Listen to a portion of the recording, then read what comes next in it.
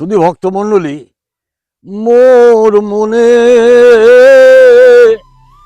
এই অভিলাষ বিলাস কুঞ্জে দিও বাস। প্রভু আমার কি বলেছিলেন, কখন বলেছিলেন? চৈতন্য অবতারে চৈতন্য চরিতামৃততে কলম রেখে গেছেন।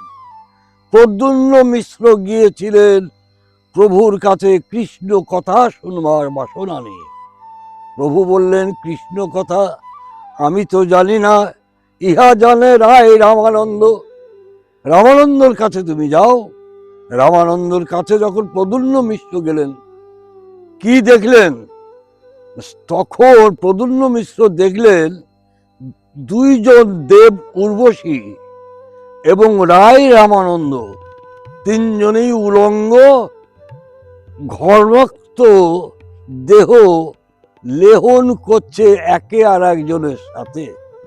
ইহা দর্শন করে প্রদ্যুম্ন মিশ্র প্রভুর নিকট ফিরে আসলেন। এসে বললেন, আপনি কোথায় পাঠিয়েছেন? আবার যাও, কৃষ্ণ কথা শোনার বাসনা তোমার ভিতরে জেগেছে, কৃষ্ণ অবশ্যই তোমায় কৃপা করবে। দ্বিতীয়বার গেলেন। দ্বিতীয়বার গিয়ে কি দর্শন করলেন? দ্বিতীয়বার দর্শন করেও তার মনের আকাঙ্ক্ষা মিটল না।